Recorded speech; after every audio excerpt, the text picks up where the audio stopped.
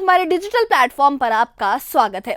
क्या आपने कभी सोचा है कि एक छोटा सा ड्रोन जो दिखने में किसी खिलौने जैसा लगता है, दुनिया को तीसरे विश्व युद्ध की कगार पर ला सकता है? जी हाँ, आज हम बात करेंगे रूस और यूक्रेन के बीच चल रही उस जंग की, जो अब सिर्फ टैंकों और तोपों तक सीमित नहीं रही। ये जंग अब ड्रोन की जंग बन चुकी है, जिसमें हर दिन हजारों जो जानलेवा ड्रोन हैं आसमान में उड़ रहे हैं और दुनिया की सुपर पावर्स एक ऐसी आग के करीब खड़ी हैं जो पूरी दुनिया को तबाह कर सकती है। तो क्या यूक्रेन के राष्ट्रपति ज़ेलेंस्की क्या जो 1 लाख ड्रोन का दावा है वो रूस को झुका देगा, या फिर पुतिन की परमाणु मिसाइलें दुनिया को अंधेरे में और परमाणु युद्ध की ओर धकेल देंगी? आज इसी बारे में बात करेंगे।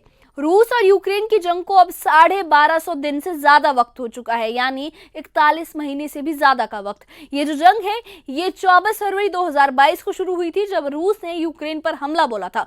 तब से लेकर आज तक इस जंग ने लाखों जिंदगियां छीन ली हैं और शहरों को खंडहर बना दिया है और पूरी दुनिया को डर के साए में भी ला खड़ा किया है।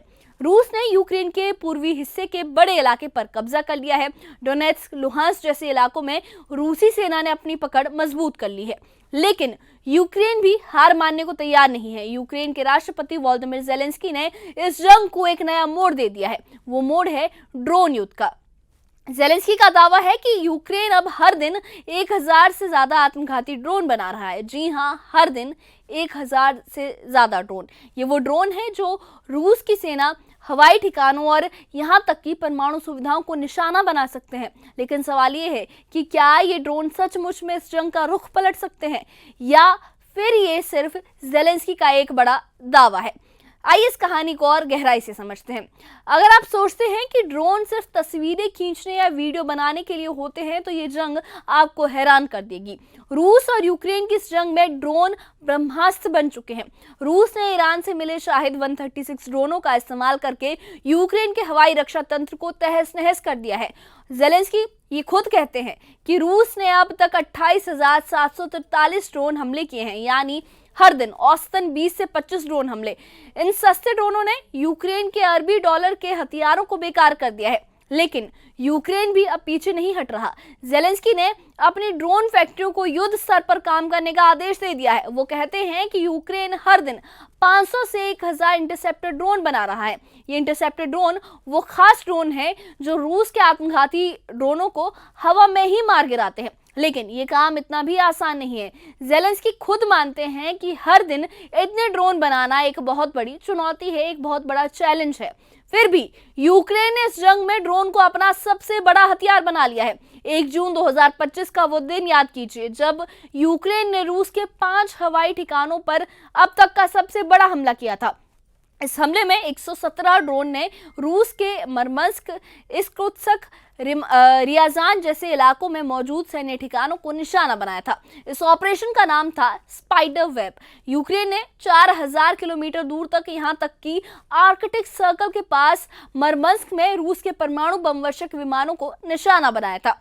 ज़ेलेंस्की ने इस हमले की सीधी निगरानी की थी और इसे साहसिक बताया था, काफ़ी कॉन्फिडेंट बताया था इसे बताया था कि ये यूक्रेन की जो सैन्य शक्ति है उसका एक सिंबल बन रहा है। लेकिन रूस कोई ऐसी वैसी ताकत तो नहीं है, वो दुनिया की सुपर पावर्स में से एक माना जाता है। राष्ट्रपति व्लादिमीर पुतिन ने इस जंग को और तेज कर दिया है। उसके बाद से रूस ने जुलाई स्टॉर्म नाम से एक बड़ा ऑपरेशन शुरू किया है, जिसमें उसने यूक्रेन पर हमले 10 गुना बढ़ा दिए हैं। रूसी सेना डोनेट्स्क में और शेवचेंको जैसे इलाकों में कब्जा कर चुकी है। ये इलाके लिथियम भंडार के पास हैं, जो रूस के लिए बहुत ज्यादा कीमती हैं। रूस के विदेश मंत्री सर्गेई लावरोव ने उत्तर कोरिया के supreme leader Kim Jong Un से मुलाकात की है। ये मुलाकात उत्तर कोरिया के वॉनसन कल्मा तटीय इलाके में एक खुफिया मीटिंग थी। इस मीटिंग की तस्वीरें और वीडियो उत्तर कोरिया के सरकारी टीवी ने जारी की है। वॉर एक्सपर्ट्स का ये कहना है कि ये जो मीटिंग है ये एक चेतावनी थी, एक वार्निंग थी। रूस और उत्तर कोरिया ने मिलकर अमेरिका, जर्मनी, फ्रांस और ब्रिटेन को साफ संदेश दिया है कि अगर पश्चिमी देश यूक्रेन की आड़ में रूस पर हमला करेंगे तो रूस और उत्तर कोरिया मिलकर जवाब देंगे, और ये जवाब परमाणु हथियारों के साथ भी हो सकता है। अब बात करते हैं उस खतरे की जो पूरी दुनिया को डरा रहा है। रूस के पास दुनिया का सबसे बड़ा परमाणु हथियारों का जखीरा है और यूक्रेन इस बात को अच्छी तरह जानता है। जानकारों का यह भी दावा है कि यूक्रेन जानबूझकर रूस के परमाणु ठिकानों पर ड्रोन और मिसाइलों से हमले कर रहा है। क्यों? ताकि पुतिन को गुस्सा आए और वो परमाणु हमला शुरू कर दे। और अगर ऐसा हुआ तो यूक्रेन को उम्मीद है कि अमेरिका, ब्रिटेन, फ्रांस और नाटो के जो बाकी 32 देश हैं वो रूस के खिलाफ जंग में कूद पड़ेंगे। पुतिन के करीबी और रूस के पूर्व राष्ट्रपति दिमित्री मेदवेदेव ने यह साफ कह दिया है कि अगर नाटो ने रूस को नुकसान पहुंचाने की कोशिश की तो रूस पूरी ताकत से इसका जवाब दे देगा। मेदवेदेव ने नाटो को बकवास भी कह डाला है। पुतिन ने भी चेतावनी दी है कि अगर यूक्रेन ने नवनाजी रूस पर हमला किया तो रूस का जवाब इतना कठोर होगा, इतना ज्यादा बुरा होगा, आक्रामक होगा कि यूक्रेन तबाह हो जाएगा। पिछले 32 घंटों में यूक्रेन के दक्षिणी इलाके खेरसान में रूसी हमलों ने कोहराम मचा दिया है। रूसी मिसाइलें और रॉकेट लगातार यूक्रेन के शहरों को निशाना बना रहे हैं और दूसरी तरफ यूक्रेन के जो टॉप जनरल अलेक्जेंडर सिरस्की है, उनका दावा है कि उनकी सेना ने रूस की बढ़त को उत्तरी सुमे इलाके में रोक दिया है। लेकिन रूसी सेना अब अगले इलाके की तरफ तेजी से बढ़ रही है। ये जंग अब सिर्फ रूस और यूक्रेन तक सीमित नहीं रही, ये एक ऐसी जंग बन चुकी है जिसमें पूरी दुनिया जल सकती है। नाटो और अमेरिका यूक्रेन को हथियार दे रहे हैं और दूसरी तरफ रूस को उत्तर कोरिया, ईरान और शायद चीन का भी साथ मिल रहा है। अगर ये जंग और बढ़ी तो ये तीसरा विश्व युद्ध भी बन सकता है। अमेरिकी राष्ट्रपति डोनाल्ड ट्रंप ने 50 दिन के अंदर यूक्रेन के साथ शांति समझौता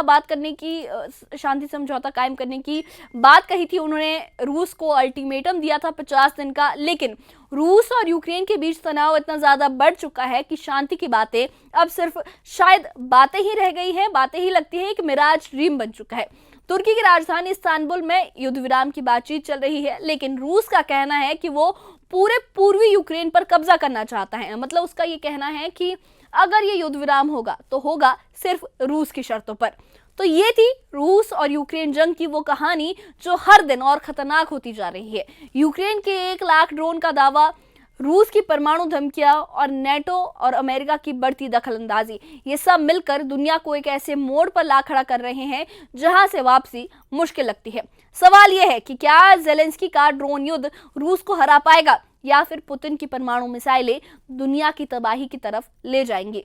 क्या नाटो और अमेरिका इस जंग में सीधे कूद पड़ेंगे? और अगर ऐसा हुआ तो क्या उत्तर कोरिया और ईरान भी रूस के साथ मैदान में उतर आएंगे और शायद चीन भी उनके साथ जुड़ जाए?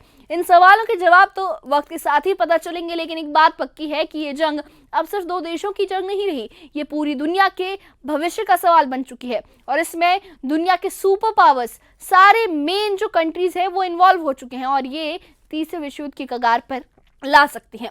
तो आप क्या सोचते हैं, क्या ये जंग तीसरे विश्व युद्ध में बदल जाएगी या फिर ड्रोन युद्ध इस जंग का अंत कर देगा? अपनी राय हमें कमेंट बॉक्स में जरूर बताइए और इससे जुड़े अपडेट्स के लिए और ऐसी ही खबरों के लिए हमारे चैनल के साथ बने रहिए। हमारे चैनल को सब्सक्राइब करिए। शुक्रिया।